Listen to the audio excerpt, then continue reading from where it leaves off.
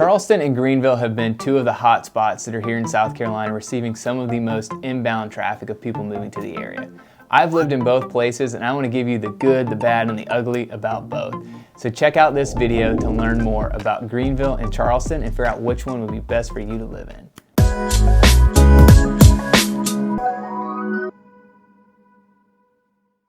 Hi, I'm Evan Whaley, your favorite Greenville realtor. I spent a little over 5 years in Charleston. It's one of my favorite cities in the entire world, and Greenville is a place that I currently live and I love as well. Before I dive into this video really in depth, let's go ahead and start with both cities at a high level. So let's go ahead and start with Charleston. Charleston is known for a lot of things. Charleston is known as one of the best places in the Southeast and really now in the country for food. It's got some really incredible views. You've got a lot of water, beaches, some incredible bridges, some really iconic shots that are really known throughout the country and even the world of different views and places that people can see. You've got some really amazing architecture. The city is also, it's just older and it's got a lot of tradition, so it's got a lot of really amazing things going for it. Now let's talk about Greenville. Greenville is really a wonderful place for an outdoor enthusiast. We have several places to hike, bike, kayak.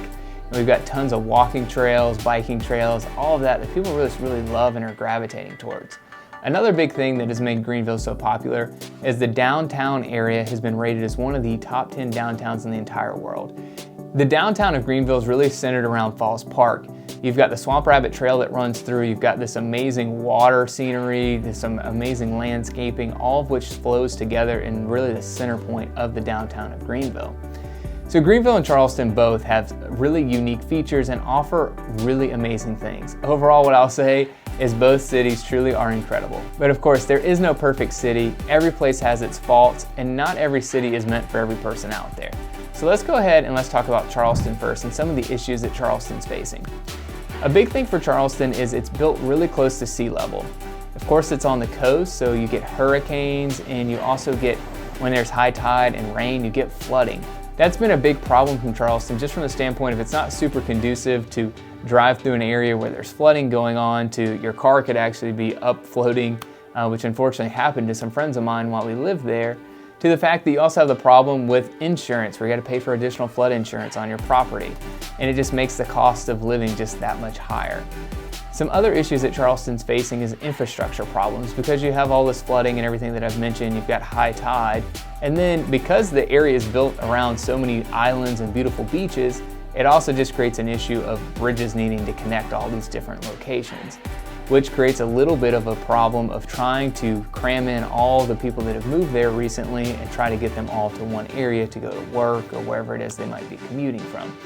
Another issue that's facing Charleston is a high cost of living compared to the actual wages in Charleston.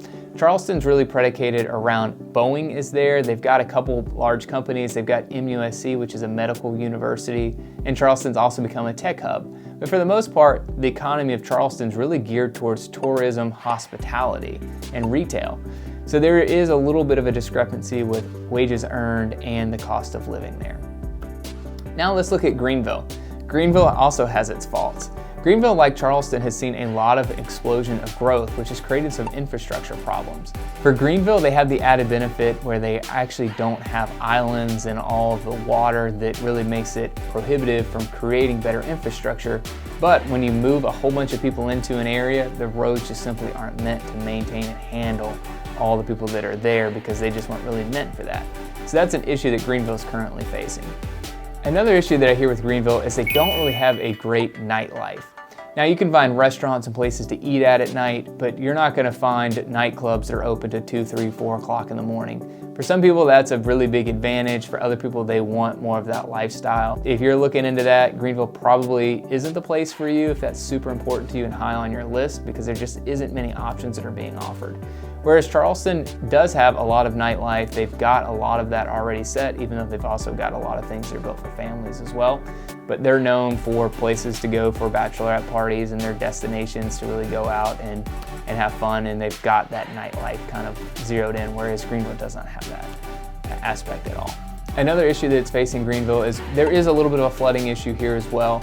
Now, it's not to the severity of Charleston, But if we get very heavy rain, Falls Park area, some water will run off and run over, and we do have a couple areas where homes are in flood zones. So that's just something to know about and to make sure you're working with someone that can help identify those particular areas for you. So I kind of gave you all the bad up front. Now, both of these are really incredible and amazing cities to live in. You really should explore both if you haven't. They're wonderful places to visit and to live. Now let's go ahead and compare both of the cities together. So let's go ahead and talk about climate first. Let's talk about the weather. It's a big reason why a lot of people want to move to South Carolina. Let's start with Charleston. Charleston is of course a coastal town. You're gonna get very hot, humid. It's gonna be warm. You're gonna have extremely mild winters. It'll be very rare that you'd ever see something like snowfall, and you rarely get into the 40s. It's mostly a nice temperature year round. You've got a hot summer that is humid, so it's just something to know. And you're gonna get that in the entire state of South Carolina, hot, humid summer. Now let's talk about climate in Greenville. The climate in Greenville is similar. It's normally about 3 to 4 degrees cooler in the summer in Greenville than it is in Charleston. And Greenville gets colder and less humid in the other months of the year. Now in Greenville, you might see one snowfall every other year, but you're not gonna see massive snowfall here. You can see some days where it gets into the 30s and 40s, but those tend to be rare. The fall and spring tend to be really nice, and you get a true 4 seasons here in Greenville compared to Charleston, where you're not going to see as much of that just because it stays warmer. So you will get leaves changing. We are here in Greenville in the mountains, so you will get that more of that fall feel, and you'll get a little bit more of the winter feel as well with the colder temperatures. You're not going to get a lot of white Christmases, so for someone that wants that, you probably need to go a little bit further north. But overall, that's how those two would compare from a temperature standpoint. And for some people, they want it to be warm all the time. They don't want to ever deal with any colder weather. Some people really want to experience all 4 seasons. So I think this is really kind of choose your own poison of what you prefer. Now let's talk about the iconic views. Charleston has a lot of historical views from a housing perspective. They've got a lot of beautiful water views. They've got the marsh. They've got some really incredible views. Greenville has a lot of mountain views. They also have some lakes that overlook the mountains, and overall just some really incredible views. I think this is also a choose your own poison kind of thing. Are you more of a mountains person? Are you more of a beach person? Because that's really gonna determine which one is a better fit for you as far as like scenery. Now let's talk about the commute between Charleston and Greenville. Charleston and Greenville both, as I've already mentioned earlier in this video, are having some issues with some infrastructure problems. Now when we compare them and we look at an average of how far someone commutes, someone spends 31 minutes commuting to work on average in Charleston, where they spend 24 minutes in Greenville. So the commute in Greenville is a little bit shorter than the commute in Charleston. Compared to most major cities, a half-hour commute normally is a pretty minor commute. So overall, both cities are doing pretty well in that aspect. The biggest thing that I would say from living in the two cities, kind of one of the big differences is, in Greenville we tend to have more pockets of where there's high traffic areas. In Charleston, while there is still pockets that have more traffic than others, overall what we're seeing is that Charleston, everywhere is kind of crowded now because there's been so much movement there. And again, everything's on islands and bridges and everything else to kind of create some of these infrastructure issues. So it tends to be that you're maybe not driving quite as far for your commute in Charleston, but because of all the traffic, it maybe takes you longer to get there. So that's just something to consider whenever you're thinking about making a potential relocation to either city. Let's talk about the average price of real estate in each area.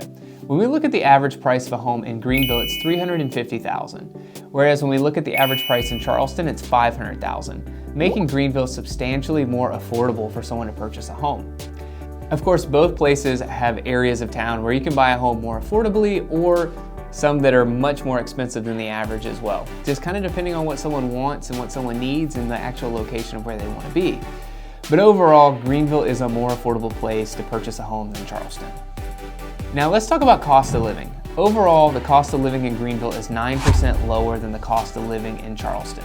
The good thing about living in Charleston is if you compare it to the national average, it's right on par. So for someone coming from a large city or where you're kind of more in a city that is much closer to the national cost of living, moving to Charleston really isn't going to be a downgrade for you in any way.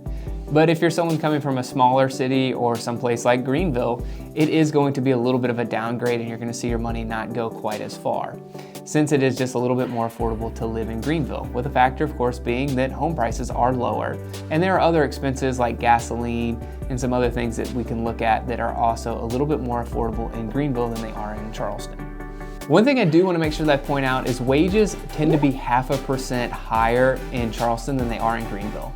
So with the difference of a 9% cost of living, the wages in Charleston don't quite make up for it to make it more affordable to live there. But there's also a lot of really great benefits to living in Charleston, which I've mentioned in this video that you may want to consider. Let's talk about one of my personal favorite topics, which is food. Greenville has a lot of great things going for it in the food department. We have tons of places to eat on Main Street. There's over 200 different restaurants. There's tons of different cuisine. There is a great culinary scene here in Greenville. We do several different food festivals where some chefs from all over the country come in and display their food for an entire week. So Greenville has a lot to offer when it comes to food. But unfortunately, as I'm comparing it to Charleston, Charleston definitely wins, hands down in my opinion. When you look at a lot of the list, Charleston is ranked as one of the top places to eat in the entire country, definitely in the Southeast overall, and in some lists, it's even one of the best places to eat in the entire world.